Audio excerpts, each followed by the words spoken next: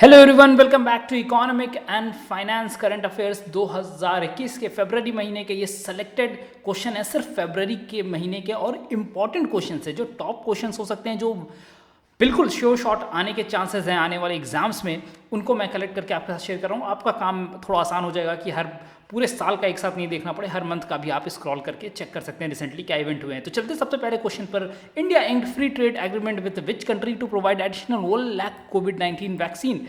इसके पहले इस कंट्री को 1 lakh made in India vaccine provide की गई है और एक एग्रीमेंट भी इंडियन गवर्नमेंट ने पहली बार ऐसे अफ्रीकन नेशन के साथ साइन किया है। क्या एग्रीमेंट है वो बताता हूं, लेकिन the answer is Mauritius. Mauritius को इंडिया 1 लाख और कोविड-19 वैक्सीन प्रोवाइड करेगा।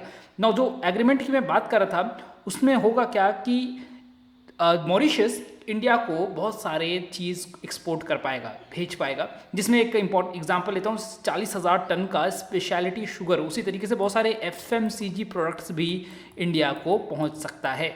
तो ये एग्रीमेंट किया गया है गवर्नमेंट ऑफ इंडिया के द्वारा। Now name the first ever women chief of WTO। Very very very important question, किसी भी एग्जाम में ये आपको जरूर दिखने वाला है। फॉर द रीजन बीइंग, पहले तो इसका आंसर बता देता हूँ, नगोजी ओकोंजो इवायला। ठीक है, होपफुली मैंने नाम सही प्रोनाउंस किया हो। अब देखिए, ये जो है पहली वुमेन तो हैं ही, पहली अफ्रीकन भी हैं जो वर्ल्ड ट्रेड ऑर्गेनाइजेशन की एक चीफ बनी है। अब आपको ये भी बता दूं कि ये पहले फाइनेंस मिनिस्टर थी नाइजीरिया की। शी बिलोंग्स फ्रॉम नाइजीरिया वैसे, ठीक है। और इन्होंने वर्ल्ड बैंक में एज अ MD भी काम किया, मैनेजिंग डायरेक्टर के रूप में भी काम किया। इनको बिल्कुल सपोर्ट था इनको जॉय बिडेन का, जो US के नए गवर्नमेंट है, नए प्रेसिडेंट हैं। और क्योंकि इनके पास डुअल सिटीजनशिप थी, इसलिए इनका जो रास्ता था वो आसान हो गया। Now moving next, government of India has sign $304 million loan agreement with Asian Infrastructure Investment Bank in for the state of, किस स्टेट के लिए? AIB के साथ $304 मिलियन का लोन साइन किया गया गवर्नमेंट ऑफ इंडिया ने। तो ये क्या है? असम के लिए। अब पहले तो ये बता दूं कि ये जो लोन अमाउंट था $365 मिलियन का था। अब इसमें से $61 मिलियन गवर्नमेंट ऑफ असम देगी, और ये देगी किस काम के लिए? तो जो असम में पावर ट्रांसमिशन प्रोजेक्ट है उसके लिए ये लोन प्रोवाइड किया जा रहा है। अब असम में जो हाई पीक रिक्वायरमेंट, जैसे समर सीजन्स में जब गर्मी ज़्यादा होती है तो रिक्वायरमेंट ज़्यादा होती है और उसमें ब्लैकआउट होता है या फिर बिजली ज़्यादा जाती है, उस सिचुएशन को इम्प्रूव करने के लिए ये लोन लिया गया है। इस लोन की मैच्योरिटी पीरियड है 24 ईयर्स और इसको 5 साल का ग्रेस पीरियड भी प्रोवाइड किया जाएगा। Answer is Assam. Now central government has announced what amount for Goa to make fisheries a very important. Goa को फिशरी हब बनाने के लिए गवर्नमेंट ने एक कदम उठाया है, जिसमें 400 करोड़ गवर्नमेंट प्रोवाइड करेगी with assistance of state government and third parties.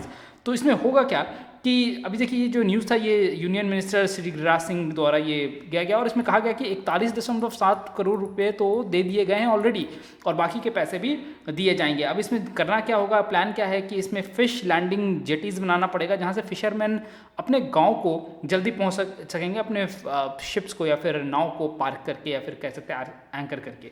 Now इसमें इंपॉर्टेंट चीज़ एक ये भी आप यहाँ फोटो में देख पा रहे होंगे कि केज सेंटर्स बने हुए हैं। तो इस तरीके का 200 स्क्वायर किलोमीटर का एरिया को मैप किया जा रहा है, और उसमें केज कल्चर तैयार किया जाएगा। देखिए होता क्या है, इसमें जाली होती है और बहुत सारे जाल नीचे लगे होते हैं, और लेयर बाय लेयर इसमें फिश को इकट्ठा किया जा सकता है, ठीक, पकड़ा जा सकता है। इस तरीके से फिश फार्मिंग आसान होगा और ज़्यादा अच्छा से होगा। Now which company signed MOU with Directorate General of Resettlement to hire ex serviceman और आर्म्ड फोर्सेज। अब ये जो कंपनी है वो है अमेजन। अमेजन का देखिए ग्लोबल विजन है अभी कि 25,000 ऐसे मिलिट्री पर्सनल्स को हायर करना जो कि एक्स सर्विसमैन हो, और उनको अपनी टीम में या फिर अमेजॉन के फैमिली में इंक्लूड करना। अब ना सिर्फ वो, उनके फैमिली को भी वो इंक्लूड कर सकते हैं, उनके पास अगर पोटेंशियल होगी। नाउ थिंग इज़ कि ये तीनों एयरफोर्स, आर्मी और नेवी के लिए एप्लीकेबल होगा, और इसी सिलसिले में government of India MOU sign किया गया किसके द्वारा? तो डायरेक्टोरेट जनरल ऑफ रीसेटलमेंट और अमेजॉन के साथ में। Now Narendra Modi virtually inaugurated Kasaragod solar power project in which state it is located होना चाहिए, most importantly with state it is associated with, तो ये होगा केरला में। अभी वर्चुअली इसको इनाग्रेट किया गया, और ये 50 मेगावाट का सोलर पावर प्रोजेक्ट है। नहीं, अब सिर्फ यही आंसर नहीं है, देखिए ये बात है 19 फरवरी की, करंट अफेयर में से आता है ये, और उस दिन पुलागार थ्रिसूर पावर ट्रांसमिशन प्रोजेक्ट भी इनाग्रेट किया गया, या गवर्नमेंट मोदी जी ने इसके बारे में जानकारी दी। और एक वाटर ट्रीटमेंट प्लांट भी केरला में इसको भी शुरू करना है, और एक integrated command and control system Thiruvananthapuram में ये आने वाला है। सो इस पूरे कॉन्फ्रेंस में वहाँ के चीफ मिनिस्टर पिनरई विजयन भी शामिल थे। Moving to the next question, Exim bank extended LOC यानी कि line of credit of USD 7.35 million to, अब ये टोटल अमाउंट अगर आप करोड़ में देखें या इंडियन रुपये में देखें तो 54 करोड़ के आसपास बैठता है। और Exim bank export import bank of India जिसे कहते हैं, उन्होंने लाइन ऑफ क्रेडिट दिया। लाइन ऑफ क्रेडिट में मैंने एक स्पेशल वीडियो भी बनाया है जिसका लिंक आपको दिख रहा होगा और नीचे डिस्क्रिप्शन में भी मैं डाल दूंगा, तो आप एक बार चेक कर लेना क्या होता है लाइन ऑफ क्रेडिट। तो वहाँ पर मैंने अच्छा से उसको डिस्कस किया है। तो उस किसको दिया है, तो रिपब्लिक ऑफ निकारागुआ को दिया है।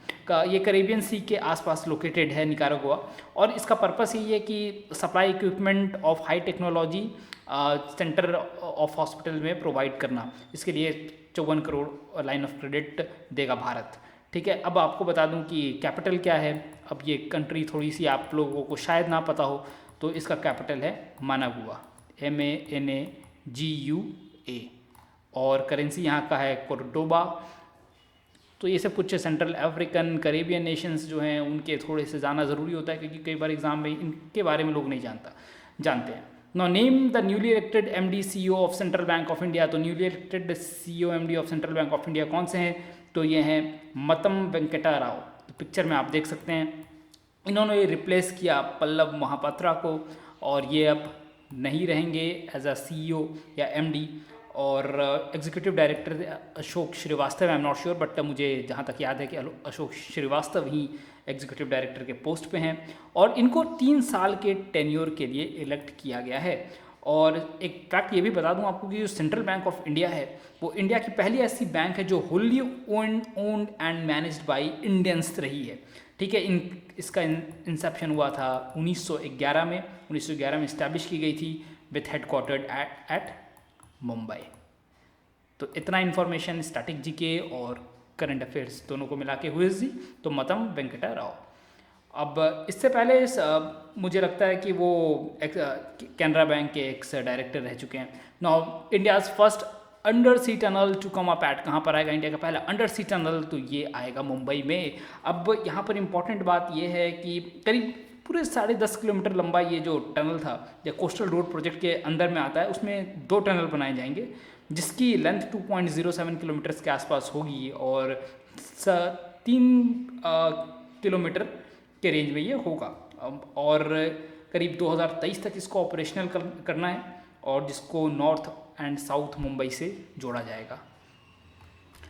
So stay tune for the next session, और मिलते हैं नेक्स्ट वीडियो में with lot of information, lot of current affairs on अलग डिफरेंट टॉपिक्स। तो टिल देन गुड बाय। अपने फ्रेंड्स को भी शेयर कर देना, लाइक शेयर एंड सब्सक्राइब कर देना। Bye bye, take care.